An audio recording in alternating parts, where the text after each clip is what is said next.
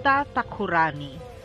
Sa Chaitanya Charitamrita ay isinalaysay ang pagdalaw ni Sita Thakurani sa bahay ni Jagannath Mishra matapos ipanganak ang Panginoon. Isang araw, di naglaon matapos isilang si Sri Chaitanya Mahaprabhu. Si Sita Devi, ang asawa ni Advaita Acharya, na iginagalang sa buong daigdig, ay humingi ng pahintulot sa kanyang asawa upang makita ang natatanging sanggol at nagdala siya ng sari-saring regalo at handog.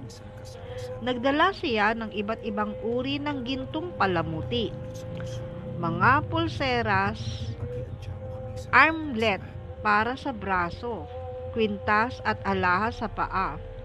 Mayroon ding mga kuko ng tigre na napaloob sa ginto, palamuti sa baywang na yari sa seda at puntas, mga hiyas para sa kamay at paa, magagandang telang seda na may disenyo, at kasuotan ng bata na yari rin sa seda. Marami pang yaman ang kanyang inihandog, kabilang ang mga gintong at pilak na barya para sa bata. Nakasakay sa isang palangkin na natatakpan ng tela at may kasamang mga alila, nagtungo si Sita Thakurani sa bahay ni Jagannath Mishra. Nagdala siya ng maraming bagay na itinuturing na mapalad gaya ng sariwang damo, palay, gorochana, luyang dilaw, kunkumna, at sandalwood. Ang lahat ng handog na ito ay nakalagay sa isang malaking basket. Pagdating ni Sita Thakurani sa bahay ni Sachi Devi, dala ang iba't ibang pagkain, kasuotan at iba pang mga regalo. Siya ay namangha nang makita ang bagong silang na bata, sapagkat kanyang nauunawaan na maliban lamang sa pagkakaiba ng kulay, ang sanggol ay si Krishna mismo ng Gokula. Nanirahan si Sita Thakurani sa Santinapura bilang walang hanggang asawa ni Advaita Acharya Prabhu. Lagi siyang nakatuon sa pagmamahal na tulad ng isang magulang kay Sri Gaura Sundara. Pagkatapos ng paglitaw ni Sri Chaitanya, pumunta si Sita Thakurani sa Mayapur. Nagdala siya ng isang basket na puno ng mga kasuotan, palamuti, damit na pambata na yari sa seda, kwintas na may hiyas, at mga kuko ng tigre na napaloob sa ginto.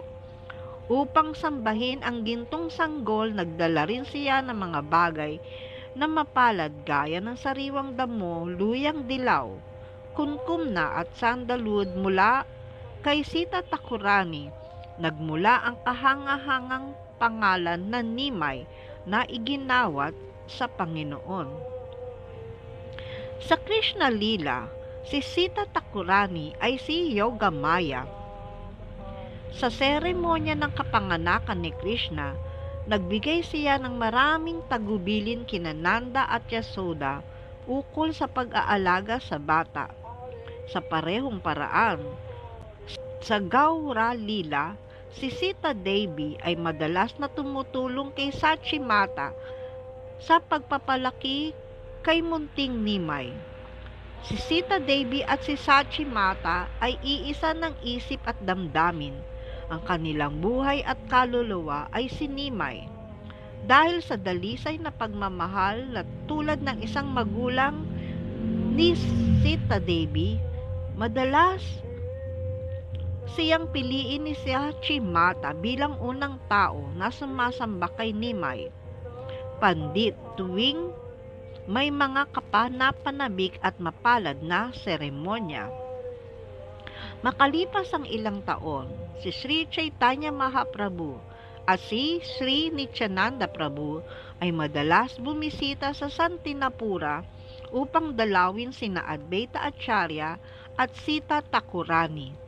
Doon ay kanilang itinipon ng mga kapitbahay at nagdaos ng masigla at maingay na pagdiriwang ng Krishna Nama Lila Kirtan. na tumatagal hanggang hating gabi.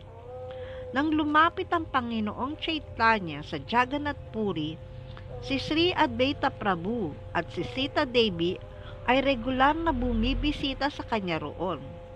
Si Sita Devi ang nagluluto ng mga paboritong pagkain ni Mahaprabhu at inihahandog ito bilang tanghalian sa Panginoon. Minahal ni Sita Devi si Ginoong Chaitanya na tulad ng isang anak at minahal naman siya ng Panginoon na tulad ng isang ina. Haribo.